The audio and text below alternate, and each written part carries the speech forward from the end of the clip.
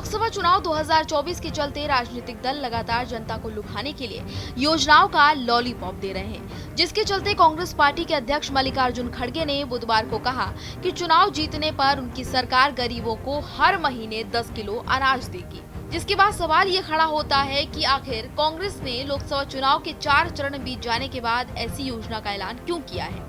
अब आपको इसके मायने समझने के लिए 2 साल पहले उत्तर प्रदेश में हुए विधानसभा चुनाव को याद करना होगा।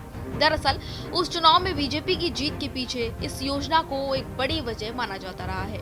इसीलिए मोदी सरकार ने इस योजना को चुनावी फायदे के लिए ही 5 और सालों के लिए बढ़ाने की घोषणा की है। बता दें कि बीजेपी ने पिछले साल नवंबर में 5 राज्यों के चुनावों के बीचों बीच छत्तीसगढ़ की एक रैली में इस योजना के बारे में बढ़ाने की घोषणा की थी। ये योजना कोविड के दौरान जून 2020 में शुरू की गई थी। प्रधानमंत्री गरीब कल्याण अन्न योजना के तहत गरीब नागरिकों को 5 किलो गेहूं या चावल मुफ्त मिलता है। अब ये योजना दिसंबर 2028 तक कायम रहेगी।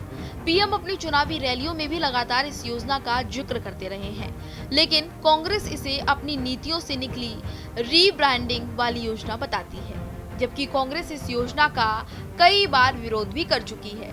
पिछले साल 5 राज्यों के विधानसभा चुनावों के बीच पीएम मोदी की ओर से मुफ्त राशन की योजना को लेकर विपक्ष की ओर से कई सवाल उठाए गए थे। टीएमसी जैसी पार्टियों ने पीएम मोदी की ओर से इसकी घोषणा की टाइमिंग को लेकर मोदी सरकार को कटघरे में खड़ा किया था। जानकारों का मानना है कि जिन राज्यों में मध्यम निम्न वर्ग और गरीबों की तादाद ज्यादा होती है, वहां इस तरह की योजनाएं ज्यादा फायदा पहुंचाती हैं। खास तौर से यूपी विधानसभा चुनाव में बीजेपी की जीत में इसे अहम बताया जाता है। ऐसे में चुनावों के बीच मुफ्त राशन की घोषणा का जिक्र होना अस्वाभाविक नहीं है, जबकि कांग्रेस इसे अपनी ही योजना बता रही है। Bureau report, Bharat express.